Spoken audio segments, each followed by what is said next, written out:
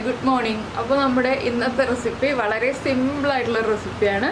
അപ്പോൾ വെജിറ്റേറിയൻസ് ക്ഷമിക്കുക കേട്ടോ, വെജിറ്റേറിയൻസിന് പറ്റിയ റെസിപ്പിയല്ല, നോൺ വെജിറ്റേറിയൻസിന് പറ്റിയ റെസിപ്പിയാണ് നമ്മുടെ മുട്ട വരട്ടിയത്. അപ്പോൾ മുട്ട കഴിക്കുന്ന വെജിറ്റേറിയൻസ് ആണെങ്കിൽ നിങ്ങൾ ഉണ്ടാക്കി നോക്കിക്കോളൂ, നന്നായിട്ട് ഇഷ്ടപ്പെടും.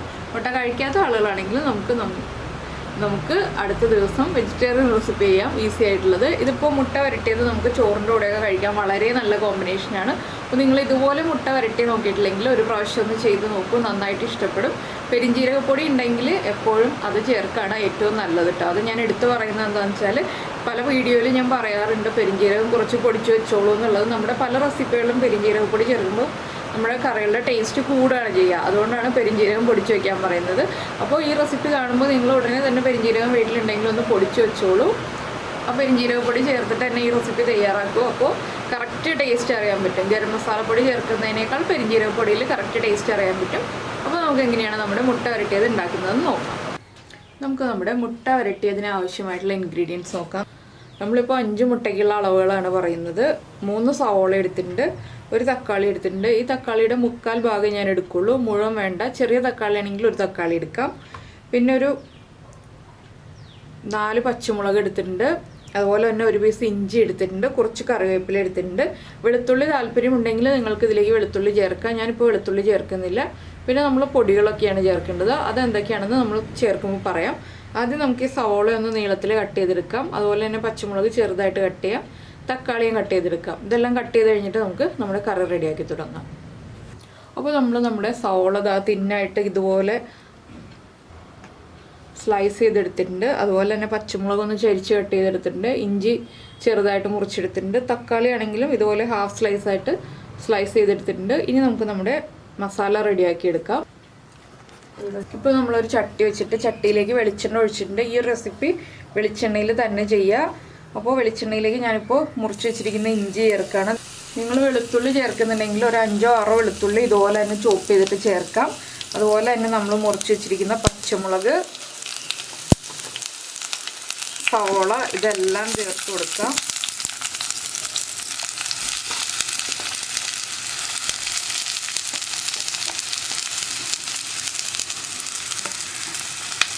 ഇതിൻ്റെ കൂടെ തന്നെ ഞാനിപ്പോൾ 1 തണ്ട് കറിവേപ്പിലയും കൂടി ചേർക്കുന്നുണ്ട്. ഇതെല്ലാം ചേർത്തിട്ട് നമുക്കൊന്ന് വഴറ്റിയെടുക്കണം.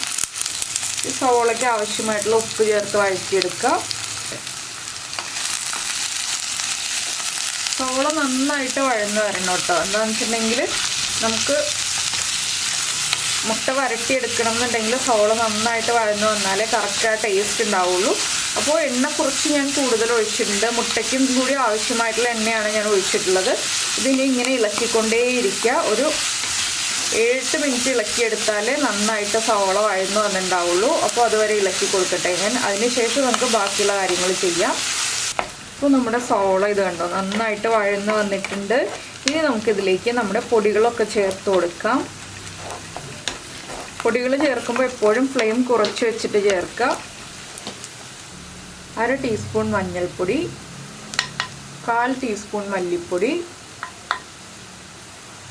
1/2 ടീസ്പൂൺ കുരുമുളക് പൊടി. കുരുമുളക് പൊടിയൊക്കെ നിങ്ങളുടെ എരിവനുസരിച്ച് വ്യത്യാസം വരുത്താം കേട്ടോ. അതുപോലെ തന്നെ ഒരു 1/4 ടീസ്പൂൺ പെരിഞ്ജീരകം പൊടിച്ചത്. ഇത്രയും ചേർത്ത് നന്നായിട്ടൊന്ന് ഇളക്കി മിക്സ് ചെയ്യുക. ഇതിലേക്ക് മുളക് പൊടി ചേർക്കാൻ താല്പര്യമുണ്ടെങ്കിൽ പച്ചമുളകിൻ്റെ എണ്ണം കുറച്ചിട്ട് മുളക് പൊടി ചേർക്കാം. ഞാനിപ്പോൾ മുളക് പൊടി ചേർക്കുന്നില്ല. പച്ചമുളകും കുരുമുളകുമാണ് നമ്മുടെ മുട്ട വരട്ടേൻ്റെ നല്ല ടേസ്റ്റ് കൊടുക്കുന്നത്. അപ്പോൾ ഈ പൊടികളൊന്ന് കുക്കായി വരട്ടെ. 1 മിനിറ്റ് ഒന്ന് ഇളക്കി കൊടുക്കുക. ഇത് നമുക്ക് നോൺ സ്റ്റിക്ക് പാനിലാണെങ്കിലും ഇരുമ്പിൻ്റെ ചട്ടിയിലാണെങ്കിലും ഒക്കെ ചെയ്യാം കേട്ടോ. ഞാനിപ്പോൾ എളുപ്പത്തിന് വേണ്ടിയിട്ട് മൺചട്ടി എടുത്തു എന്നേ ഉള്ളൂ. മൺചട്ടി ആകുമ്പോൾ കൂടുതൽ സമയം ചൂട് നിൽക്കുമല്ലോ, അതുകൊണ്ടാണ് മൺചട്ടി എടുത്തത്. ഇതിപ്പോൾ നമുക്ക് ചപ്പാത്തിയുടെ കൂടെയും കഴിക്കാം, ചോറിൻ്റെ കൂടെയും കഴിക്കാം. അതുപോലെ തന്നെ ചപ്പാത്തി റോളായിട്ട് കുട്ടികൾക്ക് കൊടുക്കണം എന്നുണ്ടെങ്കിൽ ചപ്പാത്തിയുടെ ഉള്ളിൽ ഫില്ല് ചെയ്തിട്ട് ചപ്പാത്തി റോൾസ് ആക്കിയിട്ട് കുട്ടികൾക്ക് കൊടുക്കാം. അങ്ങനെ പല പർപ്പസിലും യൂസ് ചെയ്യാൻ പറ്റിയ റെസിപ്പിയാണ്.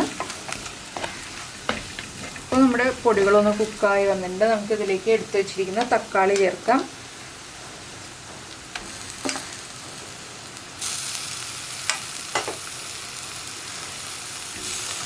തക്കാളി ചേർത്ത് വീണ്ടും നന്നായിട്ട് ഇളക്കുക. തക്കാളിയും നന്നായിട്ട് കുക്കായി ഈ സവോളയുടെ കൂടെ മിക്സായി വരണം. അതുവരെ ഇളക്കി കൊടുക്കുക. ഒരു 2-3 മിനിറ്റ് നന്നായിട്ട് ഹൈ ഫ്ലെയിമിൽ വെച്ച് ഇളക്കി കുക്ക് ചെയ്തെടുക്കുക. ഇപ്പോൾ നമ്മുടെ തക്കാളിയും നന്നായിട്ട് കുക്കായി വന്നിട്ടുണ്ട്. നമുക്കിനി ഇതിലേക്ക് നമ്മുടെ മുട്ട ഒഴിച്ചു കൊടുക്കാം. ഞാൻ മുട്ട ഇതുപോലെ ഉപ്പ് ചേർത്ത് മിക്സ് ചെയ്തെടുത്തിട്ടുണ്ട്. ഒരു ഫോർക്ക് ഉപയോഗിച്ചൊന്ന് ബീറ്റ് ചെയ്തെടുത്താൽ മതി. ഇനി നമുക്ക് മുട്ട ഇതിലേക്ക് ഒഴിച്ചു കൊടുക്കാം. മുട്ട നമ്മളൊന്ന് ഇളക്കിയിട്ട് ഒഴിച്ചു കൊടുക്കുക.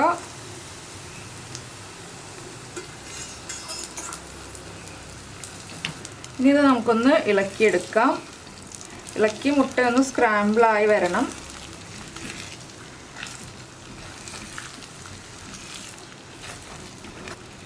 അപ്പോൾ നിങ്ങളുടെ പാനിൽ അല്ലെങ്കിൽ ചട്ടിയിൽ എണ്ണ കുറവാണെങ്കിൽ എണ്ണ ഒഴിച്ചു കൊടുക്കണം കേട്ടോ കുറച്ച്.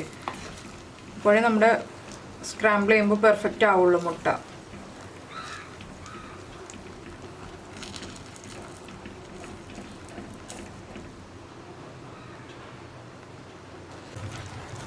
നമ്മളിനി ഇളക്കി കൊടുത്ത് നന്നായിട്ട് ഡ്രൈ ആക്കി എടുക്കുക കേട്ടോ മുട്ട. അതിനുശേഷം നമുക്ക് ഇനിയും ഇതിലേക്ക് ഇൻഗ്രീഡിയൻസ് ആഡ് ചെയ്യാനുണ്ട്. ഇപ്പോൾ എണ്ണ കുറവാണെങ്കിൽ എണ്ണ ഒഴിച്ചു കൊടുക്കാൻ പ്രത്യേകം ശ്രദ്ധിക്കണം. ഇല്ലെങ്കിൽ നമ്മുടെ മുട്ട കറക്റ്റായിട്ട് വരില്ല. ഹൈ ഫ്ലെയിമിൽ തന്നെ വെച്ചിട്ട് നമുക്ക് ഇളക്കി കൊടുക്കാം.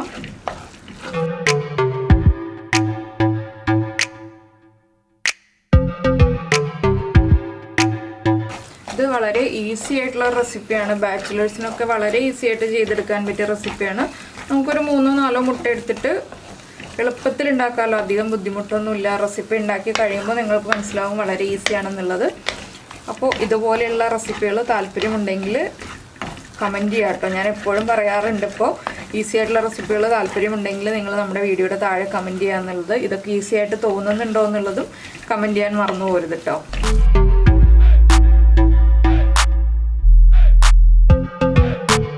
ഇനി മുട്ടയിൽ ആ വെള്ളമൊക്കെ വറ്റി മുട്ട നന്നായിട്ട് കുക്കായി വരുന്നത് വരെ നമ്മളിങ്ങനെ ഇളക്കി കൊടുത്തുകൊണ്ടിരിക്കുക.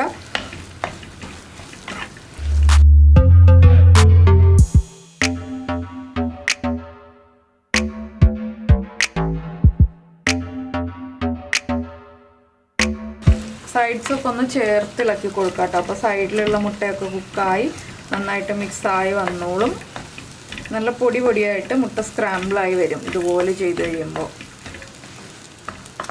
അധികം ഇൻഗ്രീഡിയൻസും വേണ്ടല്ലോ. മുട്ടയും സവോളയും ഒരു തക്കാളിയൊക്കെ ഉണ്ടെങ്കിൽ നമുക്ക് വളരെ എളുപ്പത്തിൽ ഉണ്ടാക്കാൻ പറ്റിയ റെസിപ്പി അല്ലേ. കുറേ ഇൻഗ്രീഡിയൻസ് ഒക്കെ ചേർത്തിട്ട് റെസിപ്പി ഉണ്ടാക്കുമ്പോഴാണ് എല്ലാവർക്കും ബുദ്ധിമുട്ടായിട്ട് തോന്നുന്നത്. കുറച്ച് ഇൻഗ്രീഡിയൻസ് ഒക്കെ ചേർത്തിട്ടാകുമ്പോൾ എല്ലാവർക്കും ഈസി ആയിട്ട് ചെയ്യാൻ പറ്റും.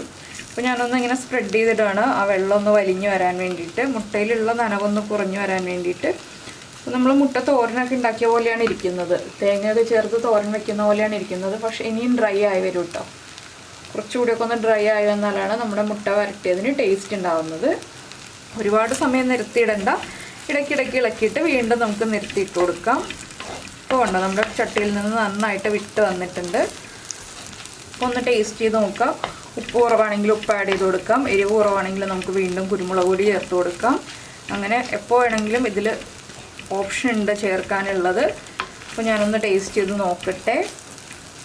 വീണ്ടും ഒന്ന് നിരത്തിയിട്ടിട്ട് തന്നെ ടേസ്റ്റ് ചെയ്ത് നോക്കാം. അപ്പോൾ നമ്മുടെ മുട്ട ഡ്രൈ ആയി വരികയും ചെയ്യും, നമ്മുടെ ടേസ്റ്റിങ് നടക്കും. അപ്പോൾ ഞാൻ ടേസ്റ്റ് ചെയ്ത് നോക്കി. ഉപ്പും എരിവും എല്ലാം പാകത്തിനാണ്. ഇനി ഉപ്പ് എരിവൊന്നും ഇതിലേക്ക് ആഡ് ചെയ്യേണ്ട ആവശ്യമില്ല. അപ്പോൾ നമുക്ക് വീണ്ടും ഇളക്കി നിങ്ങൾക്ക് എത്രത്തോളം ഡ്രൈ ആവണോ അത്രത്തോളം ഡ്രൈ ആക്കി എടുക്കാം. ഞാൻ ഒന്നുകൂടി ഒന്ന് ഡ്രൈ ആക്കി എടുക്കുന്നുണ്ട്. എന്നുവെച്ചാൽ ആ നനവോടെ ഇരിക്കുന്നതിനേക്കാൾ ടേസ്റ്റ് കുറച്ച് ഡ്രൈ ആയിട്ടിരിക്കുന്നതാണ്. അതുകൊണ്ടാണ് കുറച്ചുകൂടി ഡ്രൈ ആക്കി എടുക്കുന്നത്. അപ്പോൾ നമ്മളിത് മുട്ട വരട്ടിയതാണെന്ന് പറയണ്ട, നമ്മൾ മുട്ട തോരൻ എന്നുള്ള രീതിയിൽ ഉണ്ടാക്കി കൊടുത്താലും വീട്ടിലെല്ലാവരും കഴിച്ചോളും. പക്ഷേ തേങ്ങയില്ലാതെ മുട്ട ഇതുപോലെ ആക്കിയെടുക്കുമ്പോൾ അതൊരു പ്രത്യേക ടേസ്റ്റ് അല്ലേ. ഇതിന് നല്ല ടേസ്റ്റാണ് കേട്ടോ. നിങ്ങൾ ചോറിൻ്റെ കൂടെ ചേർത്ത് കഴിച്ചോളൂ, നല്ല ടേസ്റ്റാണ്. ചോറിനും ചപ്പാത്തിക്കും ഞാൻ നേരത്തെ പറഞ്ഞ പോലെ തന്നെ കഴിക്കാം. അതുപോലെ തന്നെ ചപ്പാത്തി റോൾ ചെയ്തും കഴിക്കാം. എങ്ങനെ വേണമെങ്കിലും കഴിക്കാം. കുട്ടികൾക്കാണെങ്കിലും മുട്ടയൊക്കെ വളരെ ഇഷ്ടമായിരിക്കും. അപ്പോൾ കുട്ടികൾക്കും നമ്മൾ ചപ്പാത്തിയുടെ ഉള്ളിലൊക്കെ വെച്ചിട്ട് റോൾ ചെയ്ത് കൊടുത്തിട്ടുണ്ടെങ്കിൽ കുട്ടികൾ നന്നായിട്ട് എൻജോയ് ചെയ്ത് കഴിച്ചോളും. ഈ കുറച്ച് സമയം ഇളക്കുക എന്നൊരു കാര്യം മാത്രമേ ഉള്ളൂ ഇതിൽ.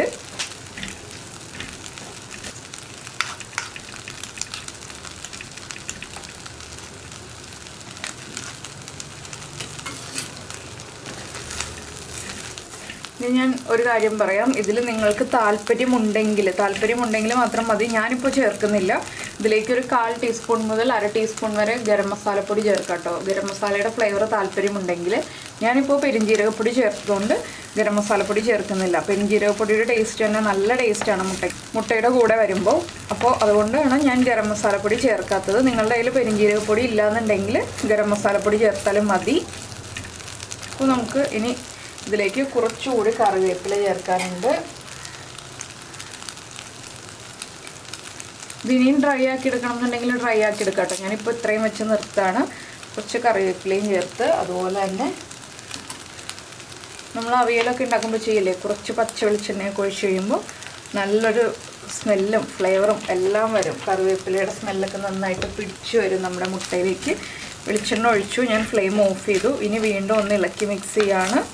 ഇത്രയേ ഉള്ളൂ. നമ്മുടെ മുട്ട വരട്ടിയത് റെഡി ആയിക്കഴിഞ്ഞു. നമുക്ക് ചോറിൻ്റെ കൂടെ ചേർത്ത് കഴിക്കാം. അപ്പോൾ നിങ്ങൾക്ക് ഇഷ്ടമായോ ഇല്ലയോ എന്ന് പറയാം കേട്ടോ, ചോറിൻ്റെ കൂടെ ചേർത്ത് കഴിച്ചിട്ട്. അല്ലെങ്കിൽ ചപ്പാത്തിയുടെ കൂടെയാണോ കഴിച്ചത്, എന്തിൻ്റെ കൂടെയാണോ കഴിച്ചിട്ട് ഇഷ്ടപ്പെട്ടതെന്ന് പറയാം. പിന്നെ നമ്മുടെ റെസിപ്പികളൊക്കെ നിങ്ങൾക്ക് ഇഷ്ടമാകുന്നുണ്ടെങ്കിൽ കുക്കിംഗ് താല്പര്യമുള്ള നിങ്ങളുടെ ഫാമിലി മെമ്പേഴ്സിനും ഫ്രണ്ട്സിനും ഒക്കെ ഒന്ന് ഷെയർ ചെയ്ത് കൊടുക്കുക. പിന്നെ ഒരു കാര്യം പറയാനുള്ളത് എന്താണെന്ന് വെച്ചാൽ, എപ്പോഴും പറയുന്ന കാര്യം തന്നെയാണ്, നമ്മുടെ ചാനൽ ആദ്യമായിട്ട് കാണുകയാണെങ്കിൽ നമ്മുടെ വീഡിയോ പ്രസൻറ്റ് ചെയ്യുന്ന രീതിയൊക്കെ ഇഷ്ടമായി എന്നുണ്ടെങ്കിൽ നമ്മുടെ ചാനലൊന്ന് സബ്സ്ക്രൈബ് ചെയ്യുക. സബ്സ്ക്രൈബ് ചെയ്യുന്നതിന് ഈ വീഡിയോയുടെ താഴെയുള്ള റെഡ് സബ്സ്ക്രൈബ് ബട്ടൺ ഒന്ന് ക്ലിക്ക് ചെയ്യുക. അതിൻ്റെ റൈറ്റ് സൈഡിലുള്ള ബെല്ലൈക്കണം ക്ലിക്ക് ചെയ്യുക. അപ്പോൾ ഓൾ എന്ന് പറഞ്ഞിട്ടൊരു ഓപ്ഷൻ വരും. ആ ഓളും കൂടി പ്രസ് ചെയ്തിട്ടുണ്ടെങ്കിൽ ഞാൻ എപ്പോഴും വീഡിയോ അപ്ലോഡ് ചെയ്യുമ്പോൾ നിങ്ങൾക്ക് നോട്ടിഫിക്കേഷൻ വരും. അപ്പോൾ നമുക്ക് നമ്മുടെ അടുത്ത റെസിപ്പിയുമായിട്ട് അടുത്ത ദിവസം വീണ്ടും കാണാം.